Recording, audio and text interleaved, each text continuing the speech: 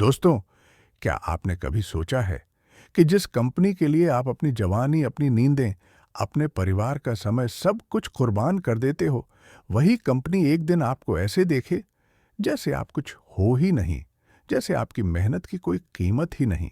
और फिर एक दिन वो पल आता है जब आपका बॉस आपकी आंखों में देखते हुए कहता है कि तुम प्रमोशन के लायक नहीं हो।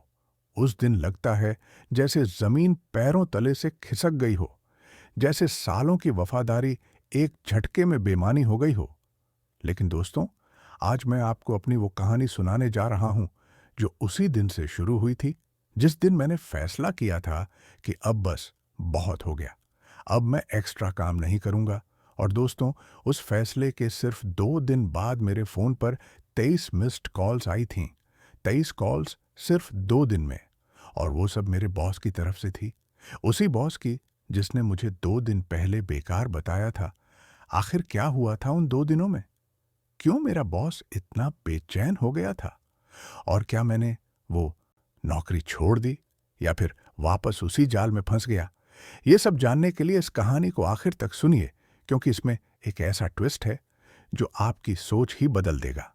तो चलिए शुरू करते हैं मेरी कहानी। मेरे उस दिन से जब मैं अपने बॉस के केबिन में खड़ा था और मेरी दुनिया एक झटके में उलट गई थी। उस दिन की सुबह मैं बहुत खुश था दोस्तों। सच बताऊं तो मैं पिछले कई हफ्तों से खुश था, क्योंकि मुझे लग रहा था कि अब मेरी मेहनत का फल मिलने वाला है। अब मुझे वो प्रमोशन मिलने वाली है जिसका मैं पिछले 3 सालों से इंतजार कर रहा था। मैंने अपनी पत्नी को भी बता दिया था कि इस बार पक्का है, प्रमोशन मिलने वाली है। और हमने तो छोटा सा सेलिब्रेशन प्लान भी बना लिया था। मेरी बेटी को नया स्कूल बैग लेना था, मेरी माँ को अच्छी साड़ी दिलानी थी, और घर में कुछ जरूरी सामान भी लेना था। सब कुछ प्लान था दोस्तों, सब कुछ सेट था। बस एक फॉर्मल मीटिंग बाकी थी जिसमें मुझे बुलाया गया था। और मैं सोच रहा था कि बस अब वो लेटर मिल जाएगा, वो अप्रिशिएशन मिलेगी और मेरी सैलरी भी बढ़ेगी। लेकिन दोस्तों, जिंदगी में कुछ भी प्लान के मुताबिक नहीं होता, खासकर तब जब आप किसी और की मर्जी पर चल रहे हों। उस सुबह जब मैं घर से निकला था तो मेरी माँ ने मुझसे पूछा था, बेटा आज तू बहुत खुश लग रहा है, क्या बात है? और मैंने उनसे कहा था, माँ आज शायद मेरी जिंदगी बदल जाए, आज मुझे प्रमोशन मिल सकती है। माँ ने मेरे सिर पर हाथ फेरा और कहा था, भगवान करे तेरी मेहनत रंग लाए बेटा, लेकिन हाँ, एक बात याद रख कि चाहे कुछ भी हो जाए, तू अपनी इज्जत से कभी समझौता मत करना। उस वक्त मुझे माँ की ये बात समझ नहीं आई थी, लेकिन उस दिन के अंत तक मुझे इसका मतलब पूरी तरह समझ आ गया था। मैं ऑफिस पहुंचा तो सब कुछ नॉर्मल था। लोग अपने अपने काम में लगे हुए थे। मेरे दोस्त विक्रम ने मुझे देखकर अंगूठा दिखाया और कहा, ऑल द बेस्ट यार, आज तेरा दिन है। मैंने भी मुस्कुराकर जवाब दिया और अपनी सीट पर जाकर बैठ गया। लेकिन दोस्तों, मेरा दिल बहुत तेज धड़क रहा था। मैं घड़ी की तरफ बार बार देख रहा था। मीटिंग 11 बजे थी और मैं बेसब्री से इंतजार कर रहा था। उन 2 घंटों में मैंने कोई काम नहीं किया, बस अपने लैपटॉप की स्क्रीन को घूरता रहा और अपने भविष्य के बारे में सोचता रहा। मैं सोच रहा था कि प्रमोशन के बाद मेरी जिंदगी कैसे बदलेगी, कैसे मैं अपने परिवार को और बेहतर जीवन दे पाऊंगा, कैसे मैं अपने माता पिता का ख्याल रख पाऊंगा, कैसे मैं अपनी बेटी को अच्छी शिक्षा दे पाऊंगा, और कैसे मैं अपनी पत्नी के सपनों को पूरा कर पाऊंगा। 11 बजे मेरे फोन पर एक मैसेज आया और वो मिस्टर वर्मा के सेक्रेटरी का था, जिसमें लिखा था कि आप केबिन में आ सकते हैं। मैंने एक लंबी सांस ली, अपनी शर्ट ठीक की, अपने बाल संवारे और केबिन की तरफ चल पड़ा। दोस्तों, उस वक्त मेरे कदम भारी हो रहे थे, लेकिन मेरा दिल खुशी से भरा हुआ था। मैं उस केबिन के दरवाजे के पास पहुंचा तो मैंने देखा कि अंदर मिस्टर वर्मा अपनी कुर्सी पर बैठे हुए कुछ फाइलें देख रहे थे। उनका चेहरा बिल्कुल सख्त था, कोई भाव नहीं था, न खुशी न गम, बस एक ठंडापन था जो मुझे अंदर तक ठिठुरा गया। मैंने दरवाजे पर दस्तक दी और अंदर जाने की इजाजत मांगी। उन्होंने बिना मेरी तरफ देखे सिर्फ हाथ के इशारे से मुझे अंदर बुलाया और बैठने को कहा। मैं उनके सामने वाली कुर्सी पर बैठ गया। लेकिन दोस्तों, उस कमरे का माहौल इतना भारी था कि सांस लेना भी मुश्किल हो रहा था। एयर कंडीशनर की आवाज के अलावा कोई आवाज नहीं थी, बस एक सन्नाटा था जो मेरे कानों में गूंज रहा था। कुछ मिनट तक वो अपनी फाइलें देखते रहे और मैं बस उनका इंतजार करता रहा। मेरे हाथों में पसीना आ रहा था, मेरा गला सूख रहा था और मेरा दिल इतनी तेजी से धड़क रहा था कि मुझे लग रहा था कि वो बाहर निकल आएगा।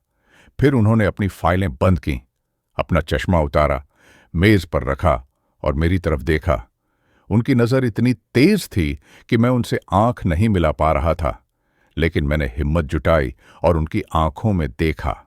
फिर वो बोले, अरुण, तुम यहां क्यों आए हो? मुझे उनका सवाल सुनकर थोड़ा अजीब लगा, क्योंकि उन्होंने ही तो मुझे बुलाया था। लेकिन मैंने शांति से जवाब दिया, सर, आपने ही तो बुलाया है मीटिंग के लिए। उन्होंने कहा, हां, मीटिंग, लेकिन क्या तुम्हें पता है ये मीटिंग किस बारे में है?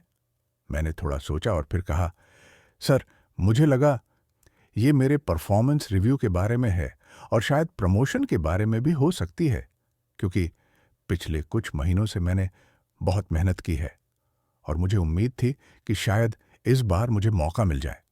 उन्होंने मेरी बात सुनी और फिर एक लंबी सांस ली। दोस्तों, वो सांस ऐसी थी जैसे कोई किसी को बुरी खबर देने से पहले लेता है और मेरा दिल धक से रह गया। मुझे लगा कि कुछ गड़बड़ है, कुछ तो ठीक नहीं है। फिर मिस्टर वर्मा बोलने लगे, अरुण, देखो, तुम एक अच्छे वर्कर हो, इसमें कोई शक नहीं है। तुम टाइम पर अपना काम करते हो, तुम्हारी डेडिकेशन अच्छी है, तुम्हारी ईमानदारी की मैं तारीफ करता हूं। लेकिन अरुण, प्रमोशन सिर्फ काम करने से नहीं मिलती। प्रमोशन के लिए और भी बहुत कुछ चाहिए। लीडरशिप चाहिए, विजन चाहिए, टीम को मैनेज करने की काबिलियत चाहिए, सख्त फैसले लेने की हिम्मत चाहिए। और मुझे नहीं लगता कि तुम अभी उस लेवल पर हो जहां तुम्हें एक लीडर की तरह काम करना पड़े। तुम बहुत सॉफ्ट हो अरुण, बहुत इमोशनल हो। तुम अपनी टीम से बहुत घुल मिल जाते हो, जो कि एक अच्छी बात है। लेकिन एक मैनेजर को थोड़ा दूरी बनाकर रखनी पड़ती है, थोड़ा सख्त होना पड़ता है, और मुझे नहीं लगता कि तुम ये कर पाओगे। इसलिए मैंने तय किया है कि इस बार प्रमोशन तुम्हें नहीं दी जाएगी। दोस्तों, उस पल मेरे कानों में जैसे घंटियां बज गईं, मेरा दिमाग सुन्न हो गया। मैंने उनकी बात को दोबारा अपने दिमाग में दोहराया। प्रमोशन तुम्हें नहीं दी जाएगी मतलब मैं प्रमोशन के लायक नहीं हूं, मतलब मेरे 7 साल की मेहनत बेकार है, मतलब मेरी रातों की जागरण, मेरे वीकेंड्स का काम, मेरी फैमिली से दूरी, सब कुछ फिजूल है।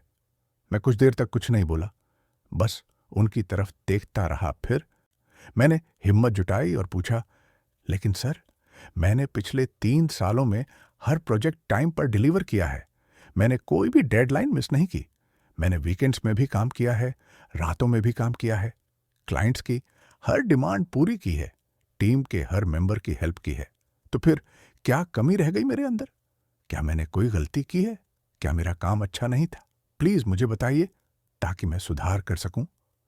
मिस्टर वर्मा ने अपना चश्मा वापस पहना और बोले, देखो अरुण, ये गलती या सही की बात नहीं है, ये काबिलियत की बात है।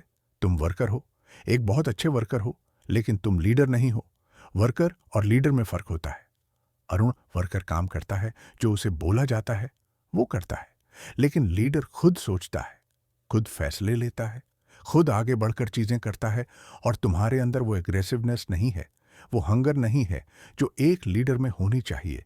तुम बहुत कंटेंट हो, बहुत सेटिस्फाइड हो, और इस कंपनी को ऐसे लोग चाहिए जो हमेशा कुछ ना कुछ नया करना चाहें, जो हमेशा आगे बढ़ना चाहें, जो कंपनी को नई ऊंचाइयों तक ले जा सकें। समझे तुम दोस्तों? मैं उनकी बातें सुन रहा था, लेकिन मेरे अंदर एक आग जल रही थी। मुझे गुस्सा आ रहा था, दुख हो रहा था, निराशा हो रही थी और सबसे ज्यादा अपमान महसूस हो रहा था। लेकिन मैंने अपने आप को संभाला और पूछा, तो सर, फिर प्रमोशन किसे मिली? ये जानने का मुझे हक तो है ना? मिस्टर वर्मा ने थोड़ा रुक कर कहा, राहुल को, राहुल शर्मा को। उसने पिछले कुछ महीनों में बहुत अच्छा काम किया है और उसमें वो सब गुण हैं जो एक अच्छे लीडर में होने चाहिए। इसलिए हमने उसे असिस्टेंट मैनेजर बनाने का फैसला किया है। दोस्तों, उस नाम ने मेरे सीने में छुरा घोंप दिया, राहुल शर्मा। वो इंसान जो मुझसे 3 साल बाद कंपनी में आया था, वो इंसान जो मेरे ही प्रोजेक्ट्स पर काम करता था, वो इंसान जिसे मैंने खुद ट्रेनिंग दी थी, जिसे मैंने हर छोटी छोटी बात सिखाई थी, जिसकी मैंने हर मुश्किल में मदद की थी, उसे प्रमोशन मिल गई। और मुझे ये कहा जा रहा है कि मैं लीडर नहीं हूं। मुझे लगा जैसे किसी ने मेरे पैरों तले से जमीन खींच ली हो, जैसे मैं एक अंधेरे कुएं में गिरता जा रहा हूं और कोई मुझे बचाने नहीं आ रहा। मैंने मिस्टर वर्मा की तरफ देखा और कहा, सर, क्या मैं जा सकता हूं? उन्होंने कहा, हाँ अरुण, और देखो, मैं चाहता हूं कि तुम इस फैसले को सही तरीके से लो और अपना काम अच्छे से करते रहो। तुम्हारे लिए भी मौके आएंगे, बस थोड़ा समय लगेगा।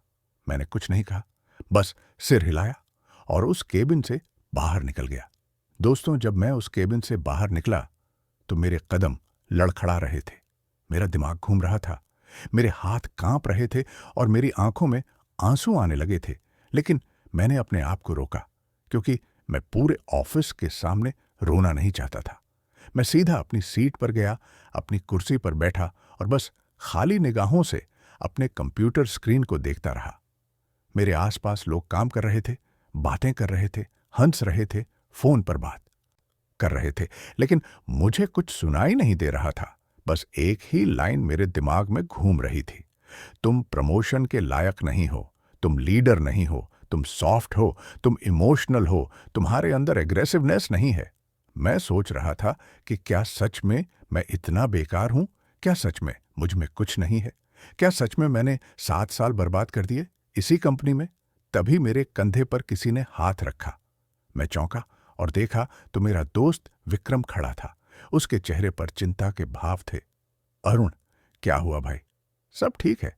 मीटिंग कैसी रही? उसने पूछा। दोस्तों, कहानी में आगे बढ़ने से पहले एक छोटी सी बात कहना चाहता हूं। मैं हर दिन पूरी मेहनत से आपके लिए ऐसी सच्ची और दिल को छू लेने वाली कहानियां लेकर आता हूं।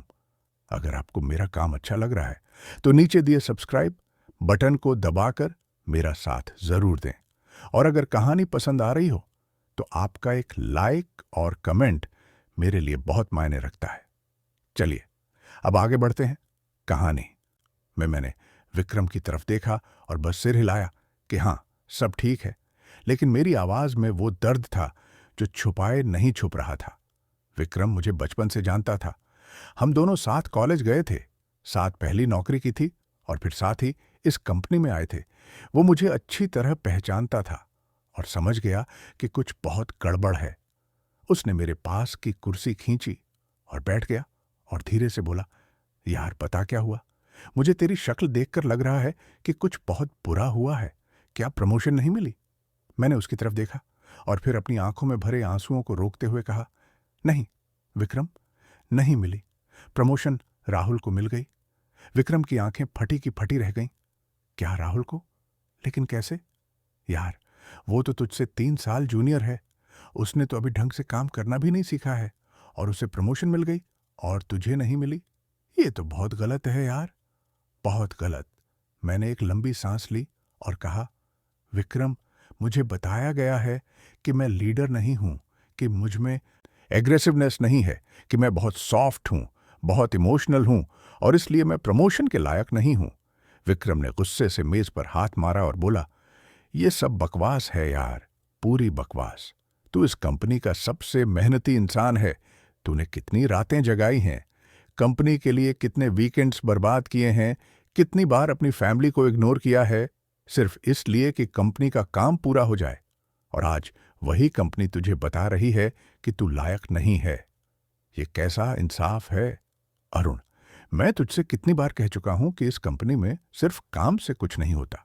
यहां दिखावा चाहिए, यहां बॉस की चापलूसी चाहिए, यहां सिर्फ अपनी तारीफ के पुल बांधने होते हैं।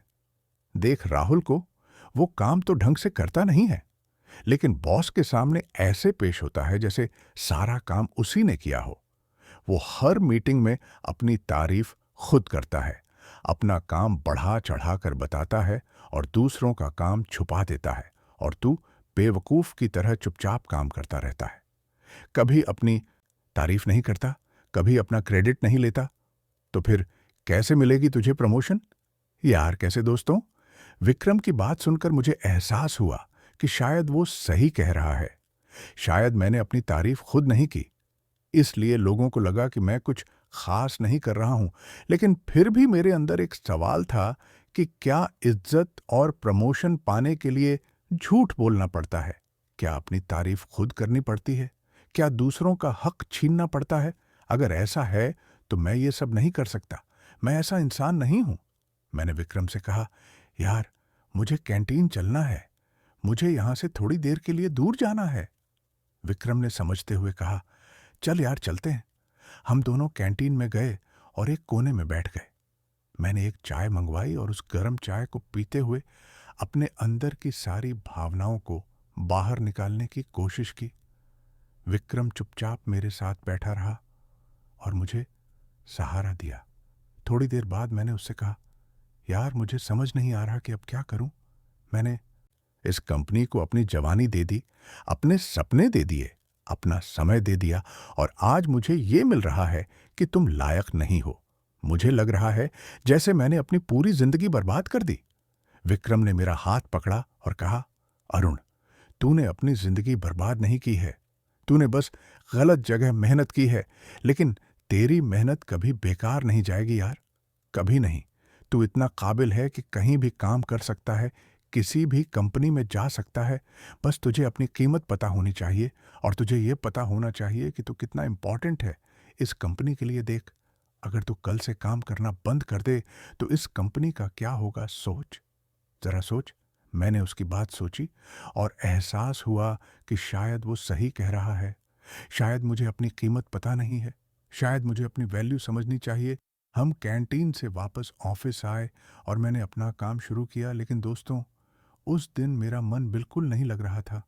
मैं बस मशीन की तरह काम कर रहा था, बिना किसी जोश के, बिना किसी उत्साह के। शाम को जब मैं घर के लिए निकलने लगा तो मैंने घड़ी देखी और वो 5 बज चुके थे दोस्तों, 5 बजे।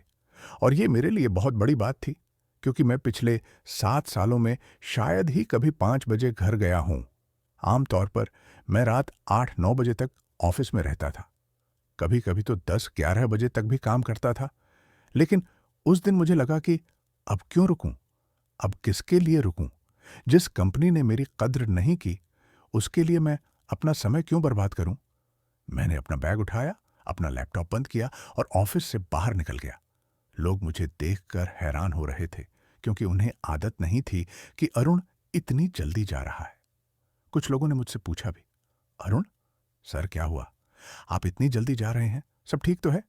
लेकिन मैंने बस मुस्कुराकर कहा, हाँ, सब ठीक है, बस आज जल्दी जाना है। जब मैं घर पहुंचा तो मेरी पत्नी प्रिया रसोई में खाना बना रही थी। उसने मुझे इतनी जल्दी देखा तो चौंक गई और रसोई से बाहर आकर बोली, अरुण, तुम इतनी जल्दी कैसे आ गए? सब ठीक तो है? ऑफिस में कोई प्रॉब्लम तो नहीं है तुम्हारी? तबीयत तो ठीक है? मैंने बस हाँ में सिर हिलाया और सीधा अपने कमरे में चला गया। मैं बिस्तर पर लेट गया और छत को देखने लगा। दोस्तों, उस दिन मेरे दिमाग में बहुत कुछ चल रहा था। बहुत सारे सवाल थे, बहुत सारी उलझनें थीं। मैं सोच रहा था कि क्या सच में मैं इतना बेकार हूं? क्या सच में मुझ में लीडरशिप नहीं है? क्या सच में मैंने 7 साल बर्बाद कर दिए इसी कंपनी में? क्या मुझे इस कंपनी को छोड़ देना चाहिए? क्या मुझे कोई और नौकरी ढूंढनी चाहिए, या फिर मुझे यहीं रहकर और मेहनत करनी चाहिए? तभी प्रिया कमरे में आई और मेरे पास बैठ गई। उसने मेरा हाथ पकड़ा और कहा, अरुण, मुझे बताओ, क्या हुआ है? मैं तुम्हें कब से देख रही हूं। तुम परेशान हो, तुम उदास हो। कुछ तो बात है जो तुम्हें परेशान कर रही है। प्लीज मुझे बताओ, शायद मैं तुम्हारी कुछ मदद कर सकूं। मैंने उसकी तरफ देखा और उसकी आंखों में इतना प्यार, इतनी परवाह थी कि मैं अपने आप को रोक नहीं पाया और उसे सब कुछ बता दिया कि कैसे मुझे प्रमोशन नहीं मिली, कैसे मुझे कहा गया कि मैं लीडर नहीं हूं, कि मुझ में एग्रेसिवनेस नहीं है, और कैसे राहुल को प्रमोशन मिल गई। प्रिया ने मेरी पूरी बात सुनी और फिर बोली, अरुण, मैं तुम्हें कब से कह रही हूं कि तुम इस कंपनी में अपनी जान क्यों खपा रहे हो? तुम सुबह 7 बजे घर से निकल जाते हो और रात 10 बजे घर आते हो। तुम्हें अपने बच्चे से बात करने का टाइम नहीं मिलता, तुम्हें अपने माता पिता से बात करने का टाइम नहीं मिलता, तुम्हें खुद के लिए टाइम नहीं मिलता, तुम्हें मेरे लिए टाइम नहीं मिलता। और ये सब किसके लिए? एक ऐसी कंपनी के लिए जो तुम्हारी कद्र ही नहीं करती, जो तुम्हारी मेहनत को नहीं देखती, जो सिर्फ दिखावे को देखती है। अरुण, मैं तुमसे सच कह रही हूं कि तुम्हारे साथ जो हुआ वो बहुत गलत है, लेकिन शायद ये तुम्हारे लिए एक आंख खोलने वाला मौका है। शायद भगवान तुम्हें ये बताना चाह रहे हैं कि अब बस करो, अब अपने बारे में सोचो, अपनी फैमिली के बारे में सोचो, अपनी जिंदगी के बारे में सोचो। दोस्तों, प्रिया की बातें सुनकर मेरी आंखों में आंसू आ गए और मैं रो पड़ा। मैं बहुत देर तक रोता रहा और प्रिया बस मेरे सिर पर हाथ फेरती रही और मुझे तसल्ली देती रही। उस रात मुझे नींद नहीं आई। मैं बस करवटें बदलता रहा और सोचता रहा कि अब आगे क्या करना है। सुबह जब मैं उठा तो मेरी मां ने मुझे देखा और पूछा, बेटा तू ठीक तो है? तेरी शक्ल बहुत उतरी हुई लग रही है। क्या हुआ? कल मीटिंग कैसी रही? मैंने उनसे सब कुछ बता दिया और मां ने मेरे सिर पर हाथ रखकर कहा, बेटा, जिंदगी में ऐसे मोड़ आते हैं जब लगता है कि सब कुछ खत्म हो गया, लेकिन याद रख, ये वक्त भी गुजर जाएगा और तू फिर से उठेगा। और जो लोग तुझे नीचा दिखाना चाहते हैं, उन्हें तेरी ताकत दिखेगी। बस तू अपनी इज्जत से कभी समझौता मत करना बेटा, कभी नहीं। मां की बातों ने मुझे हिम्मत दी और मैं ऑफिस के लिए तैयार हो गया। अगले दिन जब मैं ऑफिस गया तो सब कुछ वैसा ही था, लेकिन मैं बदल चुका था। मेरे अंदर कुछ टूट चुका था। वो विश्वास, वो उम्मीद, वो जोश, सब कुछ खत्म हो चुका था। लेकिन उसकी जगह एक नया जज्बा आ गया था। एक नई समझ आ गई थी कि अब मुझे अपनी कीमत दिखानी है, अब मुझे अपनी वैल्यू समझानी है।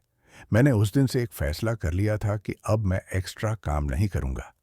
अब मैं सिर्फ उतना ही काम करूंगा जितना मेरी जॉब डिस्क्रिप्शन में लिखा है। ना 1 मिनट ज्यादा, ना एक काम ज्यादा। मैंने अपने आप से वादा किया कि अब मैं 5 बजे घर जाऊंगा, चाहे कुछ भी हो जाए, चाहे कितना भी काम बाकी हो, चाहे कोई कुछ भी कहे। उस दिन भी मैंने ठीक 5 बजे अपना बैग उठाया, अपना लैपटॉप बंद किया और ऑफिस से बाहर निकल गया। लोग मुझे देखकर फिर से हैरान हो रहे थे। मेरी टीम लीड राघव ने मुझे रोका और पूछा, अरुण, क्या हुआ? तुम फिर से जल्दी जा रहे हो? आज शाम को एक इंपॉर्टेंट मीटिंग है क्लाइंट के साथ, तुम्हें भी अटेंड करना है। मैंने शांति से कहा, राघव, मेरा ऑफिस टाइम खत्म हो गया है। अगर मीटिंग इंपॉर्टेंट है तो उसे ऑफिस टाइम में रखा जाना चाहिए था। अब मैं जा रहा हूं। राघव हैरान रह गया और बोला, लेकिन अरुण, यह तो कंपनी का काम है, हमें फ्लेक्सिबल होना पड़ता है। मैंने कहा, राघव, मैं 7 साल से फ्लेक्सिबल हूं। मैंने 7 साल तक रातें जगाई हैं, वीकेंड्स में काम किया है, और मुझे क्या मिला? ये बताया गया कि मैं लीडर नहीं हूं, कि मैं प्रमोशन के लायक नहीं हूं। तो अब मैंने फैसला किया है कि मैं सिर्फ अपने ऑफिस टाइम में काम करूंगा। बाकी समय मेरा अपना है और मैं उसे अपनी फैमिली के साथ बिताऊंगा। ये कहकर मैं चला गया और राघव वहीं खड़ा मुझे देखता रह गया। घर पहुंचकर मैंने अपनी बेटी रिया को गोद में उठाया और उसके साथ खेलने लगा। दोस्तों, पिछले कई महीनों में मैंने पहली बार अपनी बेटी के साथ इतना वक्त बिताया था और उसकी खुशी देखकर मुझे एहसास हुआ कि मैं कितना कुछ मिस कर रहा था, सिर्फ एक नौकरी के लिए। रिया मुझसे बोली, पापा, आज आप इतनी जल्दी कैसे आ गए? आप तो हमेशा देर से आते हैं। उसकी मासूम बात सुनकर मेरा दिल भर आया और मैंने उससे कहा, बेटा, अब पापा रोज जल्दी आएंगे और तुम्हारे साथ खेलेंगे। प्रिया ने मुझे देखा और मुस्कुरा दी। उसकी आंखों में खुशी थी कि आखिरकार उसका पति उसकी बात समझ गया है। उस रात हम सब ने साथ में डिनर किया और बहुत देर तक बातें की। दोस्तों, मुझे पिछले सालों में इतना सुकून नहीं मिला था जितना उस एक रात में मिला। अगले दिन भी मैं ठीक 5 बजे घर चला गया और उसके अगले दिन भी धीरे धीरे लोगों को आदत पड़ने लगी कि अरुण अब 5 बजे के बाद नहीं मिलेगा। अगर कोई काम है तो कल करो या किसी और से करवाओ। लेकिन दोस्तों, असली खेल तो अब शुरू होने वाला था। वो खेल जिसने मेरी पूरी जिंदगी बदल दी। वो खेल जिसने मुझे दिखा दिया कि असल में मेरी कीमत क्या थी। 2 दिन बाद मैं सुबह उठा तो मेरा फ़ोन बज रहा था। मैंने फ़ोन उठाया तो देखा कि उसमें 23 मिस्ड कॉल्स थीं। दोस्तों, 23 कॉल्स सिर्फ 2 घंटे में। और वो सब किसकी थीं? मेरे बॉस मिस्टर वर्मा की, एचआर मैनेजर प्रीति की, सीनियर मैनेजर अनिल सर की और टीम लीड राघव की। मैं समझ नहीं पा रहा था कि आखिर माजरा क्या है। इतनी सारी मिस्ड कॉल्स, इतनी सुबह सुबह, कुछ तो गड़बड़ है, कुछ तो बहुत बड़ा हुआ है। मैंने अभी फोन हाथ में पकड़ा ही था कि फिर से कॉल आई। इस बार मिस्टर वर्मा की तरफ से मैंने फोन उठाया और कहा, हेलो सर। और दूसरी तरफ से मिस्टर वर्मा की आवाज आई। लेकिन दोस्तों, उनकी आवाज में वो पहले वाला अधिकार नहीं था, वो पहले वाला रोब नहीं था, बल्कि उनकी आवाज में घबराहट थी, परेशानी थी और थोड़ा डर भी था। अरुण, तुम कहां हो? उन्होंने पूछा। सर, मैं घर पर हूं, मैंने शांति से कहा। घर पर? तुम्हें पता है कंपनी में क्या हो रहा है? तुम्हें पता है क्लाइंट ने प्रोजेक्ट कैंसिल करने की धमकी दे दी है? तुम्हें पता है रेडविंग प्रोजेक्ट पूरी तरह से फेल हो गया है? तुम अभी तुरंत ऑफिस आओ, अभी इसी वक्त हमें तुम्हारी जरूरत है। वो लगातार बोलते जा रहे थे और मैं चुपचाप सुन रहा था। मैंने घड़ी देखी, सुबह के 7 बज रहे थे। मैंने शांति से कहा, सर, मेरा ऑफिस टाइम 9 बजे शुरू होता है, मैं 9 बजे आऊंगा। 9 बजे मिस्टर वर्मा? लगभग चिल्लाए। अरुण, ये मजाक का वक्त नहीं है, ये इमरजेंसी है, कंपनी मुसीबत में है, क्लाइंट बहुत नाराज है और तुम्हें अभी आना होगा। अभी मैंने एक लंबी सांस ली और कहा, सर, इमरजेंसी तो रोज होती रहती है, लेकिन मेरे पास भी एक जिंदगी है, एक परिवार है, और अब मैं अपने ऑफिस टाइम के बाहर काम नहीं करूंगा। मैं 9 बजे ऑफिस आऊंगा और फिर देखूंगा कि क्या प्रॉब्लम है, लेकिन अभी मैं नहीं आ सकता। ये कहकर मैंने फोन काट दिया। दोस्तों, उस पल मुझे खुद पर यकीन नहीं हो रहा था कि मैंने अपने बॉस का फोन काट दिया। मैंने उन्हें मना कर दिया, लेकिन अंदर से एक अजीब सा सुकून भी था, एक अजीब सी ताकत भी थी। प्रिया मेरे पास आई और बोली, मैंने सुना तुमने क्या कहा। अच्छा किया, तुमने बहुत अच्छा किया। अब उन्हें समझ आएगा कि तुम्हारी वैल्यू क्या है, कि तुम्हारे बिना उनका काम कैसे रुक जाता है। मैं आराम से तैयार हुआ, नाश्ता किया, अपनी बेटी को स्कूल के लिए तैयार किया और फिर ठीक 8:30 बजे घर से निकला। मैं 9 बजे ऑफिस पहुंचा तो पूरा माहौल तनावपूर्ण था।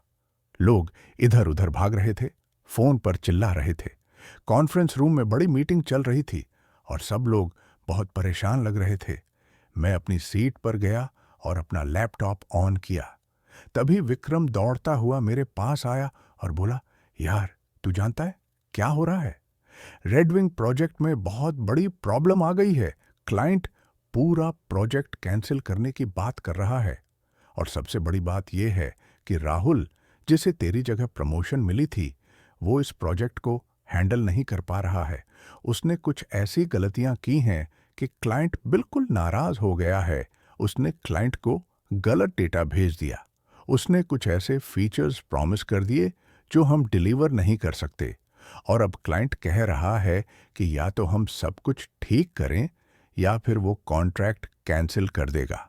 और अगर वो कॉन्ट्रैक्ट कैंसिल हुआ तो कंपनी को करोड़ों का नुकसान होगा।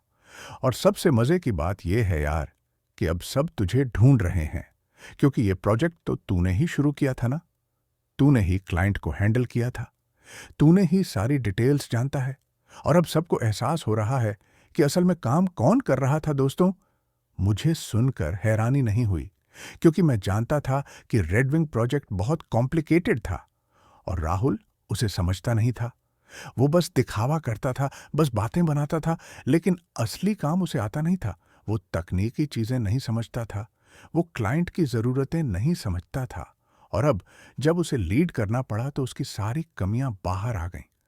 तभी मेरे लैपटॉप पर एक मैसेज आया और वो मिस्टर वर्मा का था, जिसमें लिखा था, Arun, my cabin now, it's urgent. मैंने एक लंबी सांस ली, अपनी शर्ट ठीक की और केबिन की तरफ चल दिया। लेकिन इस बार मेरे कदम भारी नहीं थे। इस बार मैं घबराया हुआ नहीं था। इस बार मुझे डर नहीं लग रहा था, बल्कि मैं शांत था, बिल्कुल शांत, क्योंकि मुझे पता था कि अब मेरी वैल्यू सबको समझ आने वाली है। केबिन में मिस्टर वर्मा के अलावा एचआर मैनेजर, प्रीति सीनियर मैनेजर, अनिल सर और राहुल भी बैठे हुए थे। राहुल का चेहरा पूरी तरह उतरा हुआ था। उसकी आंखें लाल थीं, जैसे उसने रात भर नहीं सोया हो, और वो नीचे देख रहा था, जैसे उसकी हिम्मत ही नहीं हो रही थी किसी से आंख मिलाने की। मिस्टर वर्मा ने मुझे बैठने को कहा और मैं बैठ गया। फिर उन्होंने बोलना शुरू किया। अरुण, सबसे पहले तो मैं तुमसे माफी मांगना चाहता हूं कि हमने तुम्हें इतनी सुबह डिस्टर्ब किया, लेकिन स्थिति बहुत गंभीर है और हमें तुम्हारी मदद चाहिए। तुम्हें पता है कि रेडविंग प्रोजेक्ट में क्या हुआ है? राहुल ने कुछ गलतियां की हैं और अब क्लाइंट बहुत नाराज है। वो पूरा प्रोजेक्ट कैंसिल करना चाहता है और ये प्रोजेक्ट कंपनी के लिए बहुत जरूरी है। अगर ये कैंसिल हुआ तो कंपनी को करोड़ों का नुकसान होगा और साथ ही हमारी रेपुटेशन भी खराब होगी। और तुम जानते हो कि इस प्रोजेक्ट को शुरू से तुमने ही हैंडल किया था। तुम क्लाइंट को अच्छे से जानते हो, तुम प्रोजेक्ट की हर डिटेल जानते हो, तो अब हमें तुम्हारी मदद चाहिए। अरुण प्लीज, तुम इसे संभालो। प्लीज कंपनी को बचाओ। मुझे यह सुनकर हंसी आ गई। दोस्तों, सच बताऊं तो मुझे हंसी आ गई। एक कड़वी हंसी, एक व्यंग्यपूर्ण हंसी। मैंने मिस्टर वर्मा की तरफ देखा और कहा, सर, 2 दिन पहले आपने मुझे कहा था कि मैं लीडर नहीं हूं, कि मुझ में विजन नहीं है, कि मैं प्रमोशन के लायक नहीं हूं, कि मुझ में एग्रेसिवनेस नहीं है, कि मैं बहुत सॉफ्ट हूं, बहुत इमोशनल हूं। तो अब अचानक मुझे कैसे याद आ गया आपको? मैं तो सिर्फ एक वर्कर हूं ना, सिर्फ काम करने वाला। तो फिर ये इतनी बड़ी जिम्मेदारी मुझे क्यों दी जा रही है? ये तो राहुल को देनी चाहिए ना, वो तो लीडर है ना, उसमें तो विजन है ना, उसमें तो एग्रेसिवनेस है ना। तो फिर वो क्यों नहीं संभाल रहा है इस प्रोजेक्ट को? मेरी बात सुनकर पूरे कमरे में सन्नाटा छा गया। राहुल ने एक बार मेरी तरफ देखा और फिर तुरंत नीचे देखने लगा। मिस्टर वर्मा के चेहरे पर शर्मिंदगी के भाव थे। प्रीति और अनिल सर एक दूसरे की तरफ देखने लगे, लेकिन कोई कुछ नहीं बोला। कुछ देर तक वो सन्नाटा रहा। फिर मिस्टर वर्मा ने अपने आप को संभाला और बोले, अरुण, देखो, मैं समझता हूं तुम नाराज हो और तुम्हें पूरा हक भी है नाराज होने का, लेकिन अभी कंपनी के लिए यह बहुत जरूरी है। यह सिर्फ एक प्रोजेक्ट का मामला नहीं है, यह कंपनी की रेपुटेशन का मामला है। अगर ये प्रोजेक्ट फेल हुआ तो बहुत सारे लोगों की नौकरियां जाएंगी, बहुत सारे लोगों का करियर खराब होगा। और मैं जानता हूं कि तुम इतने अच्छे इंसान हो कि तुम ये नहीं चाहोगे। प्लीज इसे प्रोफेशनल तरीके से लो और हमारी मदद करो। मैंने उनकी आंखों में देखा और कहा, सर, मैं प्रोफेशनल ही हूं, इसीलिए मैं अपना काम करूंगा, वो काम जो मेरी जॉब डिस्क्रिप्शन में लिखा है। लेकिन रेडविंग प्रोजेक्ट अब मेरी जिम्मेदारी नहीं है, वो राहुल की जिम्मेदारी है, क्योंकि उसे ही प्रमोशन मिली है, उसे ही असिस्टेंट मैनेजर बनाया गया है, तो उसे ही लीड करना चाहिए, उसे ही फैसले लेने चाहिए। अगर आप चाहते हैं कि मैं इसे संभालूं, तो मुझे आधिकारिक रूप से इसकी जिम्मेदारी दी जाए और मेरी सैलरी में भी बढ़ोतरी की जाए, वरना सॉरी, मैं इसमें शामिल नहीं हो सकता। ये कहकर मैं उठने लगा तो अनिल सर ने कहा, रुको अरुण, बैठो, जरा हम बात करते हैं। मैं फिर से बैठ गया और अनिल सर ने मिस्टर वर्मा और प्रीति से कुछ देर बात की। फिर उन्होंने मुझसे कहा, अरुण, देखो, हम समझते हैं कि तुम्हारे साथ जो हुआ वो गलत था और हम उसे सुधारना चाहते हैं। अगर तुम इस प्रोजेक्ट को संभालते हो तो हम तुम्हें इसका प्रोजेक्ट लीड बनाएंगे और तुम्हारी सैलरी में 15% की बढ़ोतरी करेंगे। क्या ये ठीक रहेगा? मैंने सोचा और फिर कहा, नहीं सर, 15% काफी नहीं है, क्योंकि अगर मैं ये प्रोजेक्ट नहीं संभालूंगा तो कंपनी को करोड़ों का नुकसान होगा। तो फिर मेरी 30% बढ़ोतरी क्या चीज है? और अगर आपको लगता है कि यह ज्यादा है तो कोई बात नहीं, मैं अपना नॉर्मल काम करता रहूंगा और आप किसी और को यह प्रोजेक्ट दे दीजिए। दोस्तों, मेरी इस बात पर सबके चेहरे के भाव बदल गए। मिस्टर वर्मा का चेहरा तमतमा गया, लेकिन वो कुछ बोल नहीं पाए, क्योंकि वो जानते थे कि मैं सही कह रहा हूं। अनिल सर और प्रीति ने एक दूसरे की तरफ देखा और फिर अनिल सर ने कहा, ठीक है अरुण, हम तुम्हारी बात मान लेते हैं।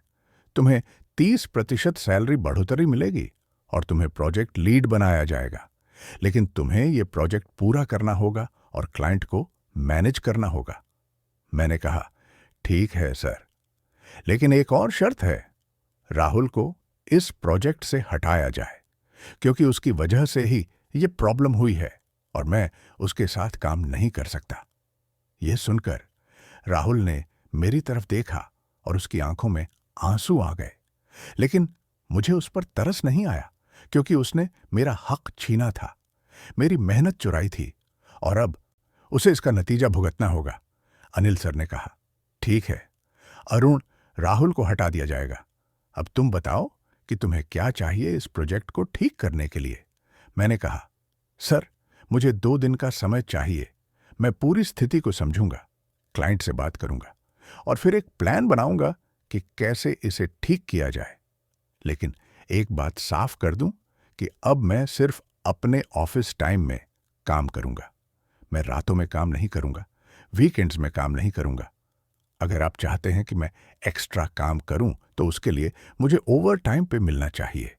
अनिल सर ने कहा, ठीक है अरुण, जो भी तुम्हारी शर्तें हैं वो मान ली जाती हैं। बस तुम इस प्रोजेक्ट को बचा लो। दोस्तों, उस पल मुझे जो खुशी हुई वो बयान नहीं की जा सकती। मैंने अपनी इज्जत के लिए लड़ाई लड़ी थी और मैं जीत गया था। मैंने हाँ कहा और मीटिंग खत्म हो गई। जब मैं बोर्डरूम से बाहर निकला तो पूरे ऑफिस में इस बात की चर्चा हो रही थी कि अरुण को प्रोजेक्ट लीड बनाया गया है और उसकी सैलरी में 30% की बढ़ोतरी हुई है। लोग मुझे बधाई देने लगे, मुझसे हाथ मिलाने लगे। विक्रम ने मुझे गले लगाया और बोला, यार तूने कमाल कर दिया, सच में कमाल कर दिया। मैंने हमेशा कहा था ना कि तू बहुत काबिल है, बस तुझे अपनी कीमत पता नहीं थी। लेकिन अब पता चल गई ना। अब सबको पता चल गया कि असल में कौन काम करता है और कौन सिर्फ दिखावा करता है। मैं अपनी सीट पर गया और काम शुरू किया। अगले 2 दिनों में मैंने पूरी स्थिति को समझा, सारे डॉक्यूमेंट्स पढ़े, क्लाइंट के साथ जो गलत हुआ था उसे देखा और फिर एक डिटेल प्लान बनाया कि कैसे इसे ठीक किया जाए। फिर मैंने क्लाइंट से बात की, उनकी सारी शिकायतें सुनी, उन्हें माफी मांगी और उन्हें विश्वास दिलाया कि अब सब कुछ ठीक हो जाएगा। क्लाइंट पहले तो बहुत नाराज थे, लेकिन जब उन्होंने मेरा प्लान सुना और देखा कि मैं कितनी डिटेल में सब कुछ समझ रहा हूं, तो वो थोड़े शांत हुए और उन्होंने कहा, ठीक है अरुण, हम तुम पर भरोसा करते हैं, लेकिन अगर इस बार भी कुछ गड़बड़ हुई तो हम कॉन्ट्रैक्ट कैंसिल कर देंगे। मैंने उन्हें विश्वास दिलाया कि ऐसा नहीं होगा और मैं खुद इस प्रोजेक्ट को हैंडल करूंगा। अगले कुछ हफ्तों में मैंने रेडविंग प्रोजेक्ट को पूरी तरह से संभाल लिया। मैंने टीम के साथ मिलकर सारी गलतियां ठीक की, क्लाइंट को रेगुलर अपडेट्स दी और धीरे धीरे सब कुछ वापस ट्रैक पर आ गया। दोस्तों, ये आसान नहीं था, बहुत मेहनत लगी, बहुत फोकस लगा। लेकिन इस बार मैं अपनी शर्तों पर काम कर रहा था। मैं सिर्फ अपने ऑफिस टाइम में काम कर रहा था और अपनी फैमिली को भी टाइम दे रहा था। 3 हफ्ते में प्रोजेक्ट पूरी तरह से ठीक हो गया। क्लाइंट खुश हो गए और उन्होंने कंपनी को एक बड़ा ऑनर्डर और दे दिया। साथ ही उन्होंने स्पेशली मेरी तारीफ की और कहा कि अरुण जैसे लोगों की वजह से ही हम इस कंपनी के साथ काम करना चाहते हैं। मिस्टर मल्होत्रा, जो कंपनी के सीईओ थे, उन्होंने पूरे ऑफिस के सामने एक मीटिंग बुलाई और मेरी तारीफ की। उन्होंने कहा, अरुण ने न सिर्फ इस प्रोजेक्ट को बचाया, बल्कि कंपनी की रेपुटेशन भी बचाई और हमें गर्व है कि हमारी टीम में अरुण जैसे लोग हैं। उन्होंने मुझे एक सर्टिफिकेट दिया और बोनस भी दिया।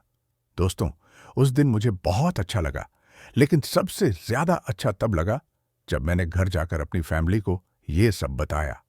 मेरी माँ ने मेरे सिर पर हाथ रखा और कहा, मैंने कहा था ना बेटा कि तेरी मेहनत रंग लाएगी, बस तू अपनी इज्जत से समझौता मत कर। और तूने वही किया। प्रिया ने मुझे गले लगाया और बोली, मुझे तुम पर गर्व है अरुण, सच में बहुत गर्व है। लेकिन दोस्तों, कहानी यहां खत्म नहीं होती। अभी एक और बड़ा ट्विस्ट बाकी था जो सबको हिला देने वाला था। एक दिन विक्रम मेरे पास आया और बोला, यार तुझे पता है आयुष तुझसे मिलना चाहता है, कुछ जरूरी बात करनी है।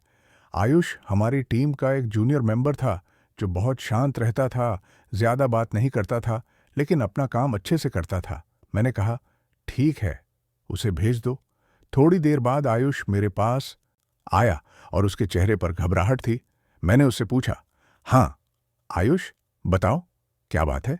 सब ठीक तो है? वो थोड़ा सा हिचकिचाया और फिर बोला, सर मुझे आपसे कुछ बहुत ज़रूरी बात करनी है जो शायद आपको पता नहीं है, और ये बात आपके लिए बहुत इंपॉर्टेंट है। मैंने उसे बैठने को कहा और पूछा, बताओ आयुष, क्या बात है? उसने एक लंबी सांस ली और फिर बोलना शुरू किया, सर, जब आपको प्रमोशन नहीं मिली थी और राहुल को मिली थी, तो वो सिर्फ इसलिए नहीं था कि राहुल अच्छा काम करता था या उसमें लीडरशिप थी। असल में सर, राहुल ने आपका सारा काम अपना बताकर मैनेजमेंट को दिखाया था। उसने जो प्रेजेंटेशन ऊपर दी थी वो सब आपकी मेहनत थी, आपका काम था, लेकिन उसने अपना नाम डाल दिया और पूरा क्रेडिट ले लिया। और सिर्फ इतना ही नहीं सर, उसने आपके बारे में मैनेजमेंट को गलत बातें भी बताई थीं कि आप टीम के साथ अच्छे से काम नहीं करते, कि आप कम्युनिकेशन में कमज़ोर हैं, कि आप प्रेशर हैंडल नहीं कर पाते, और भी बहुत कुछ। सर मैं जानता हूं ये सब, क्योंकि मैं उस टाइम उनकी कुछ मीटिंग्स में मौजूद था और मैंने सुना था कि वो क्या बोल रहे थे मेरे पास। इसके सबूत भी हैं सर, अगर आप चाहें तो मैं आपको दिखा सकता हूं। कुछ ईमेल्स हैं, कुछ रिकॉर्डिंग्स भी हैं जो मैंने सेव कर ली थीं, क्योंकि मुझे लगा कि ये गलत है और शायद किसी दिन इनकी ज़रूरत पड़े। दोस्तों, ये सुनकर मेरा खून खौल गया। मुझे यकीन नहीं हो रहा था कि राहुल इतना गिर सकता है। उसने सिर्फ मेरी मेहनत नहीं चुराई, बल्कि मेरे बारे में झूठ भी बोला, मेरी इमेज खराब की, मेरा कैरियर बर्बाद करने की कोशिश की, और सिर्फ अपनी प्रमोशन के लिए। मैंने आयुष से कहा, हाँ, मुझे सारे सबूत चाहिए।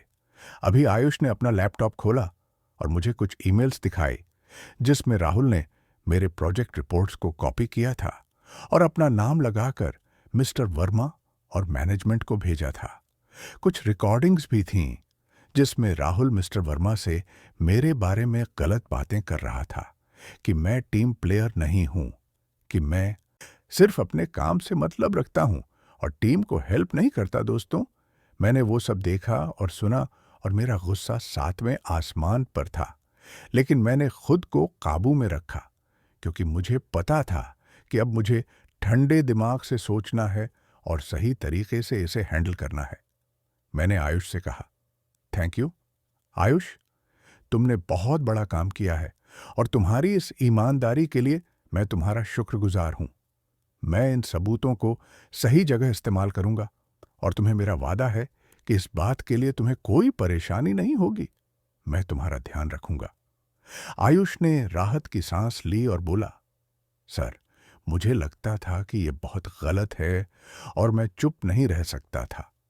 आप हमेशा से सबकी मदद करते हैं, सबके साथ अच्छे से पेश आते हैं, और आपके साथ जो हुआ वो बिल्कुल सही नहीं था। इसलिए मैंने सोचा कि मुझे आपको सच बताना चाहिए। अगले दिन मैंने मिस्टर मल्होत्रा से अपॉइंटमेंट लिया और उनके साथ एक प्राइवेट मीटिंग की मांग की। मैंने उनसे कहा कि मुझे कुछ बहुत ज़रूरी बातें शेयर करनी हैं जो कंपनी और मैनेजमेंट के लिए इम्पॉर्टेंट हैं। मिस्टर मल्होत्रा ने मुझे अपने केबिन में बुलाया और साथ में मिस्टर वर्मा, एचआर मैनेजर प्रीति और कुछ सीनियर बोर्ड मेंबर्स को भी बुलवाया। मीटिंग में मैंने सारे सबूत रखे, वो ईमेल्स जिसमें राहुल ने मेरा काम चुराया था, वो रिकॉर्डिंग्स जिसमें राहुल मेरे बारे में गलत बातें बोल रहा था, और वो दूसरे डॉक्यूमेंट्स जो आयुष ने मुझे दिए थे। जब वो सब लोगों ने वो देखा और सुना तो सबके चेहरे पीले पड़ गए। मिस्टर वर्मा का चेहरा शर्म से झुक गया, क्योंकि उन्होंने ही तो राहुल की बातों पर विश्वास किया था और मुझे प्रमोशन नहीं दी थी। प्रीति और दूसरे मेंबर्स भी हैरान थे कि कैसे राहुल ने इतना बड़ा धोखा दिया। मिस्टर मल्होत्रा का गुस्सा देखने लायक था। उनका चेहरा लाल हो गया था और वो बहुत गुस्से में थे। उन्होंने तुरंत राहुल को बुलवाया और जब राहुल आया तो उसके सामने सारे सबूत रख दिए। राहुल के पास कोई जवाब नहीं था, कोई सफाई नहीं थी। वो बस सिर झुकाए खड़ा था और उसकी आंखों में आंसू आ गए थे। मिस्टर मल्होत्रा ने उससे सख्ती से पूछा, राहुल, क्या यह सच है कि तुमने अरुण का काम चुराया? क्या ये सच है कि तुमने उसके बारे में झूठ बोला और उसकी इमेज खराब करने की कोशिश की? राहुल कुछ नहीं बोल पाया। बस उसने धीरे से सिर हिलाया कि हां, सच है। मिस्टर मल्होत्रा ने कहा, राहुल, तुमने सिर्फ अरुण के साथ धोखा नहीं किया, तुमने पूरी कंपनी के साथ धोखा किया। तुम्हें जो प्रमोशन मिली थी वो झूठ की बुनियाद पर थी। तुमने कंपनी की नीतियों का उल्लंघन किया, तुमने ईमानदारी से काम नहीं किया, और सबसे बुरी बात यह कि तुमने एक अच्छे इंसान का कैरियर बर्बाद करने की कोशिश की, जो तुम्हारी ही मदद करता था, जिसने तुम्हें सब कुछ सिखाया। और अब तुम्हें इसकी सजा भुगतनी होगी। तुम्हारी प्रमोशन इसी वक्त कैंसिल की जाती है, तुम्हारी सैलरी पुरानी लेवल पर वापस की जाती है और तुम्हें कंपनी से तुरंत निकाला जाता है। और हां, तुम्हें कोई एक्सपीरियंस लेटर भी नहीं मिलेगा, क्योंकि तुमने धोखाधड़ी की है। दोस्तों, उस पल राहुल का चेहरा देखने लायक था। वो रोने लगा और माफी मांगने लगा। उसने कहा, सर प्लीज मुझे एक मौका दे दीजिए, मुझसे गलती हो गई, मैं सॉरी हूं, प्लीज मुझे निकालिए मत। लेकिन मिस्टर मल्होत्रा ने सख्ती से कहा, नहीं राहुल, तुम्हें जो करना था तुमने कर लिया, अब तुम्हें इसका नतीजा भुगतना होगा। सिक्योरिटी को बुलाया गया और राहुल को तुरंत ऑफिस से बाहर कर दिया गया। पूरे ऑफिस में इस बात की चर्चा फैल गई कि राहुल को धोखाधड़ी के लिए निकाल दिया गया है। मिस्टर मल्होत्रा ने मेरी तरफ देखा और कहा, अरुण, मैं तुमसे माफी मांगता हूं। हमने तुम्हारी कद्र नहीं की, हमने तुम्हारी मेहनत को नहीं पहचाना और तुम्हारे साथ बहुत बुरा हुआ। लेकिन अब मैं तुम्हें वो देना चाहता हूं जो तुम्हें मिलना चाहिए था। तुम्हें असिस्टेंट मैनेजर बनाया जाता है और तुम्हारी सैलरी में और 15% की बढ़ोतरी की जाती है। साथ ही तुम्हें एक बोनस भी दिया जाएगा उन 3 सालों के लिए जब तुम्हें प्रमोशन मिलनी चाहिए थी, लेकिन नहीं मिली। दोस्तों, मुझे खुशी हुई, लेकिन उतनी नहीं जितनी मुझे अपनी इज्जत वापस मिलने की खुशी हुई। मैंने मिस्टर मल्होत्रा को थैंक यू कहा और मीटिंग खत्म हो गई। लेकिन दोस्तों, अब मेरे दिमाग में एक और सवाल आ रहा था कि क्या मुझे इस कंपनी में रहना चाहिए जिसने मेरी कद्र नहीं की जब तक मुसीबत नहीं आई? क्या मुझे उस जगह काम करना चाहिए जहां सिर्फ दिखावा चलता है और असली मेहनत की कद्र नहीं होती? अगले कुछ हफ्तों में चीजें थोड़ी बदलीं। मिस्टर वर्मा का रवैया मेरे प्रति थोड़ा अजीब हो गया था। वो मुझसे बात तो करते थे, लेकिन उनकी आंखों में वो पुराना अधिकार नहीं रहा था। शायद उन्हें लग रहा था कि मैंने उन्हें नीचा दिखाया है, या फिर उन्हें अपनी गलती का एहसास हो रहा था। वो मुझसे बचने की कोशिश करते थे और मीटिंग्स में भी कम से कम बात करते थे। एक दिन मुझे एक ईमेल आया एक बड़ी मल्टीनेशनल कंपनी से, जो हमारे ही फील्ड में काम करती थी। उन्होंने मुझे मैनेजर की पोजीशन के लिए इंटरव्यू का ऑफर दिया था। साथ में उन्होंने बताया कि सैलरी मेरी मौजूदा सैलरी से 50% ज्यादा होगी और वर्क लाइफ बैलेंस भी बहुत अच्छा होगा। मैंने प्रिया से बात की और उसने कहा, अरुण, अब फैसला तुम्हारा है, लेकिन मुझे लगता है कि जिस कंपनी ने तुम्हारी कद्र नहीं की जब तक मुसीबत नहीं आई, वहां रहने का क्या फायदा? हां, उन्होंने बाद में तुम्हें इज्जत दी, लेकिन वो सिर्फ इसलिए क्योंकि उन्हें तुम्हारी जरूरत थी। अब तुम्हें एक बेहतर मौका मिल रहा है, एक ऐसी जगह जहां शायद शुरू से ही तुम्हारी कद्र होगी, तो तुम्हें वो मौका लेना चाहिए। मैंने कुछ दिन सोचा, मैंने अपने दोस्तों से बात की, अपने माता पिता से बात की और फिर फैसला कर लिया। मैं उस नई कंपनी का इंटरव्यू देने गया और दोस्तों, वो इंटरव्यू बहुत अच्छा रहा। उन्होंने मेरी मेहनत को सराहा, मेरे अनुभव को वैल्यू दिया और मुझे वो ऑफर दे दिया जो मेरे लिए बहुत बेहतर था। मैंने वो ऑफर एक्सेप्ट कर लिया और फिर अपनी पुरानी कंपनी में रिजाइनेशन लेटर दे दिया। जब मिस्टर मल्होत्रा को पता चला तो उन्होंने मुझे अपने केबिन में बुलाया और मुझे रोकने की कोशिश की। उन्होंने कहा, अरुण, प्लीज मत जाओ, हम तुम्हें और भी बेहतर ऑफर देंगे और भी ज्यादा सैलरी देंगे, तुम्हें जो भी चाहिए वो देंगे, बस तुम कंपनी मत छोड़ो। लेकिन मैंने विनम्रता से मना कर दिया और कहा, सर, मैं आपका और इस कंपनी का शुक्रिया अदा करता हूं कि यहां मैंने बहुत कुछ सीखा, बहुत अनुभव मिला, लेकिन अब मैं एक नई शुरुआत करना चाहता हूं, एक ऐसी जगह जहां मुझे शुरू से ही मेरी कद्र मिले, ना कि किसी मुसीबत के बाद जहां मेरी मेहनत को पहचाना जाए, ना कि सिर्फ दिखावे को, और सबसे ज़रूरी बात, जहां वर्क लाइफ बैलेंस हो, जहां मैं अपनी फैमिली को भी टाइम दे सकूं। मिस्टर मल्होत्रा ने समझ लिया कि अब मैं अपना फैसला नहीं बदलूंगा। उन्होंने मुझे शुभकामनाएं दी और कहा, अरुण, तुम जहां भी जाओगे कामयाब होंगे, क्योंकि तुम्हारे अंदर वो ईमानदारी है, वो मेहनत है जो आजकल कम ही देखने को मिलती है। मेरे आखिरी दिन ऑफिस में मेरी टीम ने मेरे लिए एक छोटी सी फेयरवेल पार्टी रखी। विक्रम, आयुष और बाकी सब लोगों ने मुझे विदाई दी और कहा कि तुम हमारे लिए हमेशा एक रोल मॉडल रहोगे, एक प्रेरणा रहोगे। विक्रम ने मुझसे कहा, यार, तूने जो किया वो बहुत कम लोग कर पाते हैं।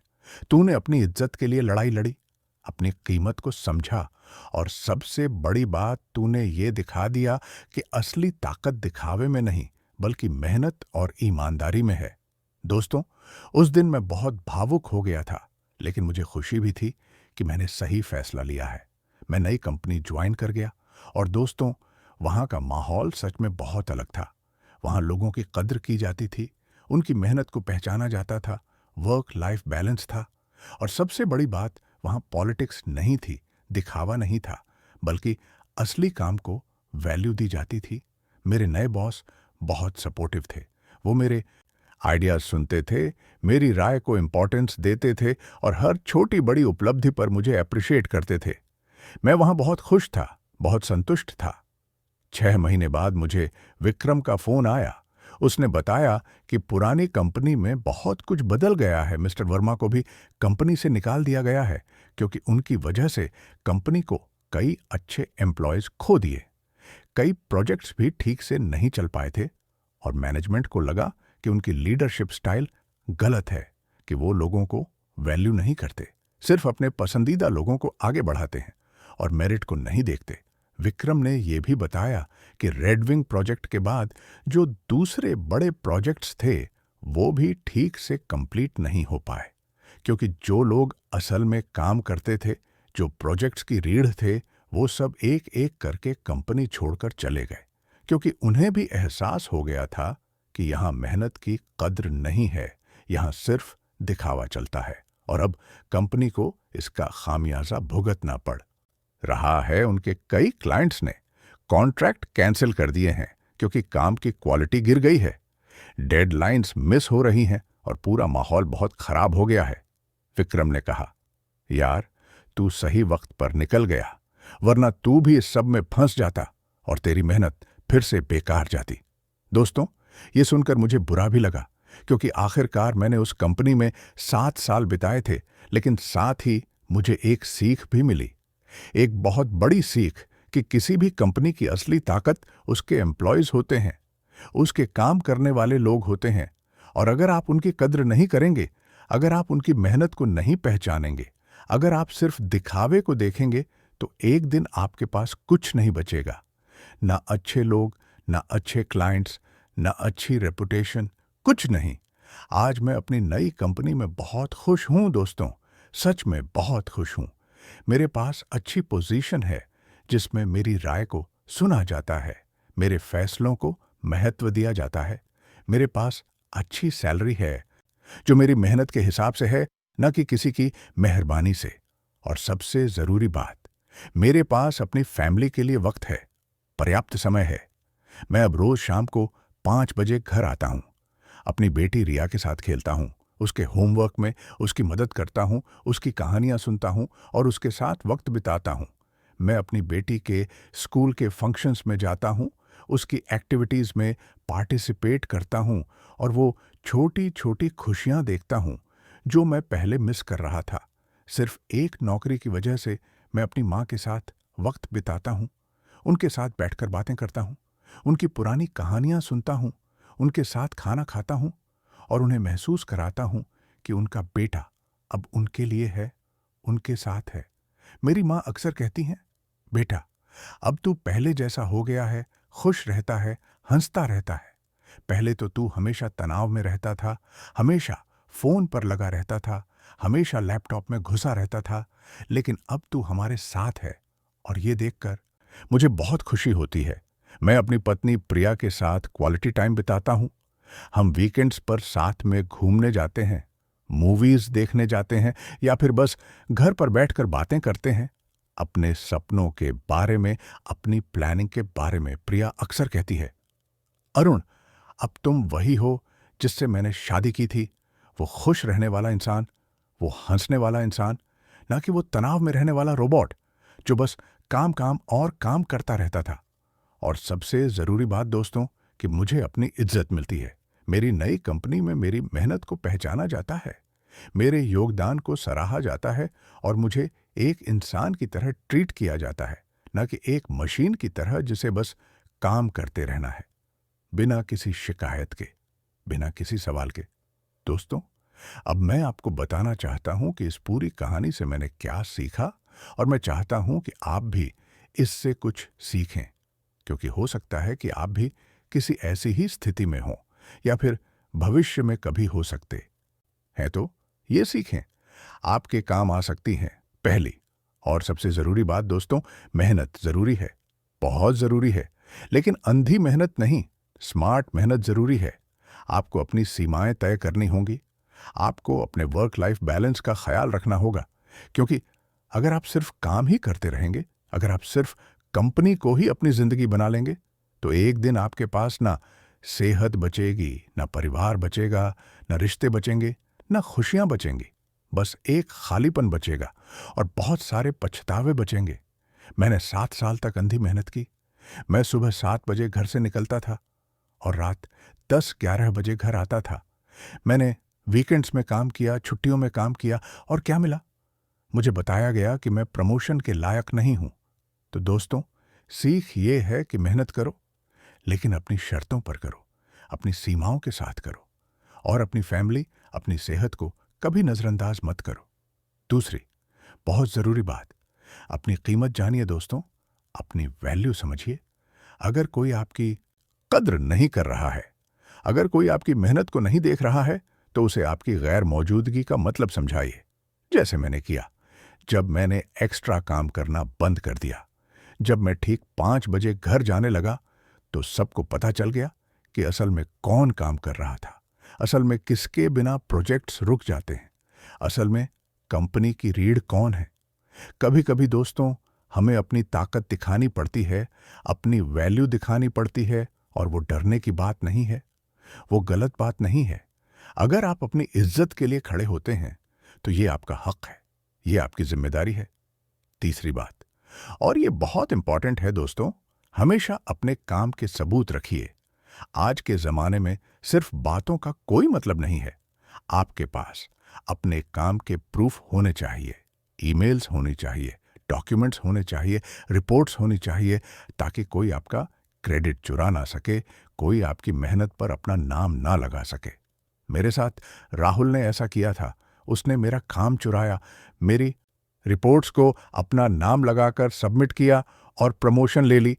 लेकिन अच्छा हुआ कि आयुष ने सबूत सेव कर लिए थे, वरना शायद मुझे कभी पता भी नहीं चलता कि असल में क्या हुआ था।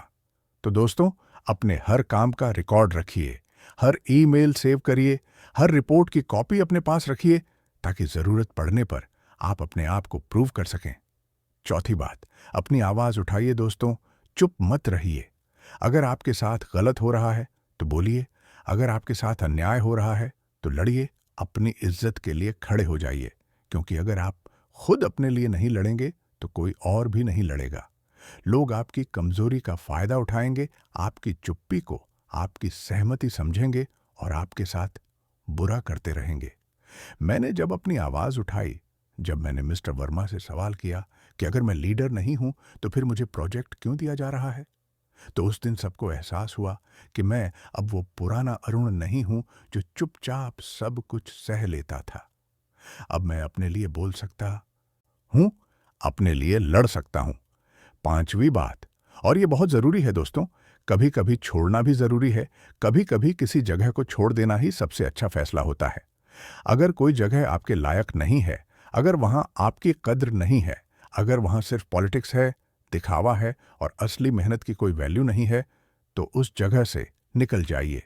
दुनिया बहुत बड़ी है दोस्तों, बहुत बड़ी है। बेहतर मौके मिलेंगे, बेहतर लोग मिलेंगे, बेहतर कंपनियां मिलेंगी, जहां आपकी कद्र होगी, जहां आपकी मेहनत को पहचाना जाएगा। बस हिम्मत रखिए और आगे बढ़िए।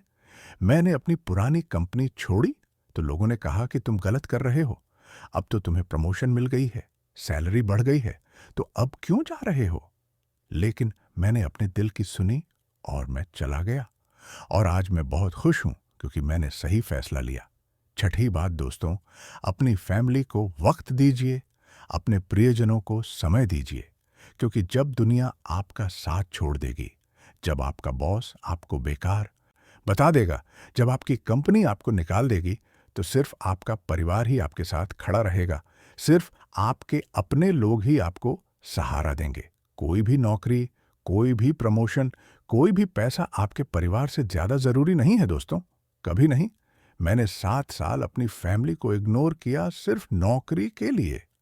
और आज जब मैं पीछे मुड़कर देखता हूं तो मुझे पछतावा होता है कि मैंने अपनी बेटी के कितने खूबसूरत पल मिस कर दिए, कि मैंने अपनी मां के साथ कितना कम वक्त बिताया, कि मैंने अपनी पत्नी को कितना अकेला छोड़ दिया। लेकिन अब मैं ये गलती नहीं दोहराऊंगा। अब मेरी फैमिली मेरी पहली प्राथमिकता है, और फिर बाकी सब कुछ सातवीं बात। ईमानदारी और मेहनत कभी बेकार नहीं जाती दोस्तों, कभी नहीं जाती।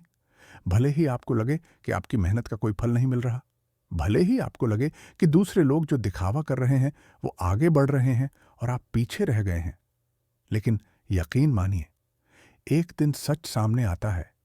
एक दिन असली मेहनत की कद्र होती है। राहुल ने दिखावा करके प्रमोशन ले ली, लेकिन जब असली टेस्ट आया, जब उसे काम करना पड़ा, तो वो फेल हो गया और उसकी सारी पोल खुल गई।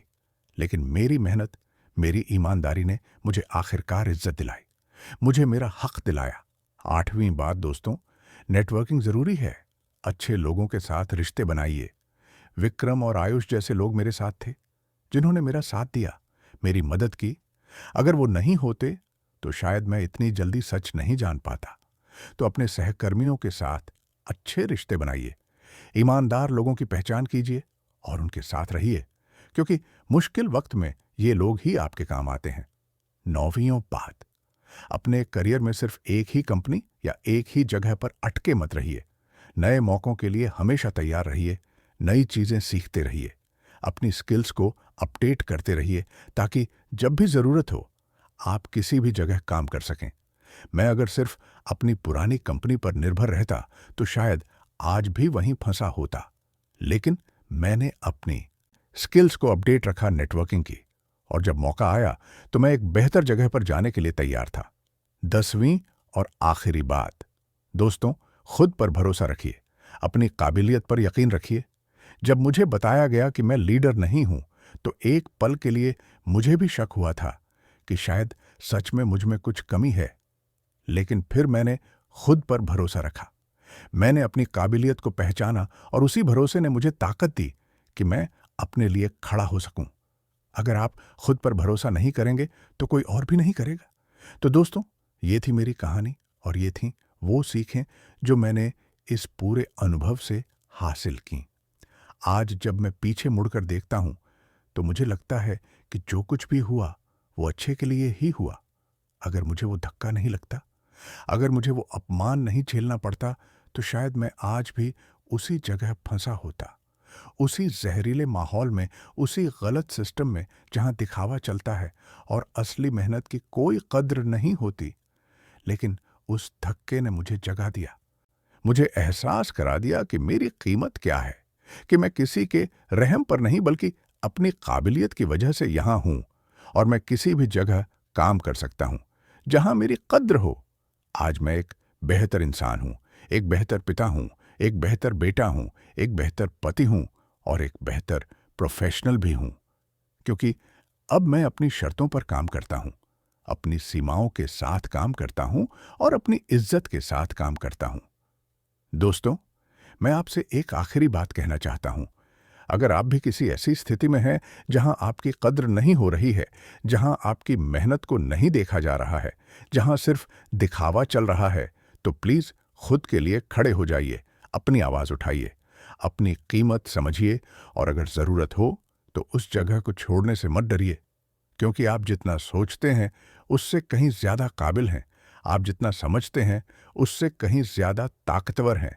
बस आपको अपने आप पर भरोसा करना है, अपनी ताकत को पहचानना है और फिर देखिए कि दुनिया आपको कैसे सलाम करती है।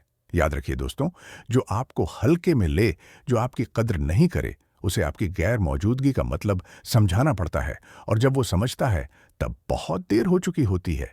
इसलिए अपनी इज्जत, अपनी आत्मसम्मान से कभी समझौता मत कीजिए, चाहे कुछ भी हो जाए। अब मैं आपसे जानना चाहता हूं दोस्तों कि आपको मेरी कहानी कैसी लगी। क्या आपके साथ भी कभी ऐसा कुछ हुआ है? क्या आपने भी कभी अपनी नौकरी में ऐसा महसूस किया है कि आपकी कद्र नहीं की जा रही है, कि आपकी मेहनत को नहीं देखा जा रहा है, कि सिर्फ दिखावा करने वाले लोग आगे बढ़ रहे हैं? अगर हाँ, तो आपने क्या किया? आपने कैसे हैंडल किया उस स्थिति को? क्या आपने अपनी आवाज उठाई या फिर चुप रह गए? प्लीज मुझे कमेंट में जरूर बताइए, क्योंकि आपकी कहानियां दूसरे लोगों को भी प्रेरणा दे सकती हैं, उन्हें भी हिम्मत दे सकती हैं। और ये भी बताइए दोस्तों कि आप ये कहानी भारत के किस शहर से सुन रहे हैं। मुझे जानकर बहुत खुशी होगी कि मेरे दर्शक कहाँ कहाँ से हैं, किस किस जगह से मेरी आवाज पहुंच रही है। और अगर आप किसी दूसरे देश से सुन रहे हैं तो वो भी जरूर बताइए, मुझे बहुत अच्छा लगेगा ये जानकर।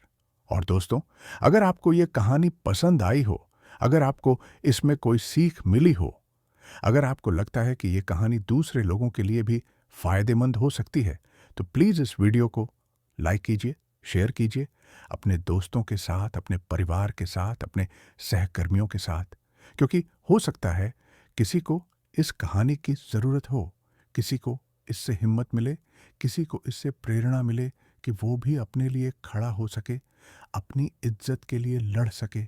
और हाँ दोस्तों, अगर आपने अभी तक मेरे चैनल को सब्सक्राइब नहीं किया है तो प्लीज़ सब्सक्राइब कर लीजिए और बेल आइकन को भी दबा दीजिए, ताकि जब भी मैं कोई नई कहानी लेकर आऊँ, कोई नया अनुभव लेकर आऊँ, तो आपको सबसे पहले नोटिफिकेशन मिल जाए और आप उसे देख सकें, सुन सकें।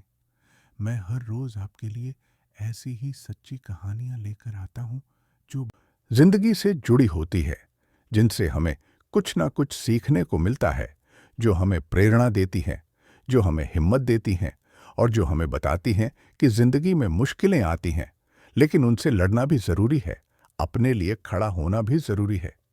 ये कहानियां सिर्फ मनोरंजन के लिए नहीं हैं, बल्कि ये हमें जिंदगी के असली पहलुओं से रूबरू कराती हैं, हमें सिखाती हैं कि कैसे हम अपनी परेशानियों का सामना कर सकते हैं, कैसे हम अपनी जिंदगी को बेहतर बना सकते हैं। तो दोस्तों, अब मैं इस कहानी को यहीं समाप्त करता हूं। मिलते हैं अगली कहानी में एक नए किरदार के साथ, एक नए सफर के साथ, एक नए अनुभव के साथ, जो शायद आपकी जिंदगी में भी कुछ बदलाव ला सके, आपको भी कुछ सोचने पर मजबूर कर सके। तब तक के लिए आप खुश रहिए, स्वस्थ रहिए, अपना ख्याल रखिए, अपनी फैमिली का ख्याल रखिए। और हाँ, सबसे जरूरी बात, अपनी कीमत जानिए, अपनी इज्जत की हिफाजत कीजिए, क्योंकि इस दुनिया में आपसे ज्यादा कोई नहीं जानता कि आप कितने काबिल हैं, कितने ताकतवर हैं और कितने लायक हैं। याद रखिए दोस्तों कि आपकी मेहनत कभी बेकार नहीं जाती।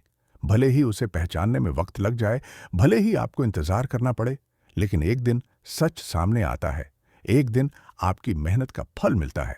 बस आपको धैर्य रखना है, अपने आप पर भरोसा रखना है और अपनी मेहनत जारी रखनी है, लेकिन हाँ, अपनी सीमाओं के साथ, अपनी शर्तों पर और अपनी इज्जत के साथ।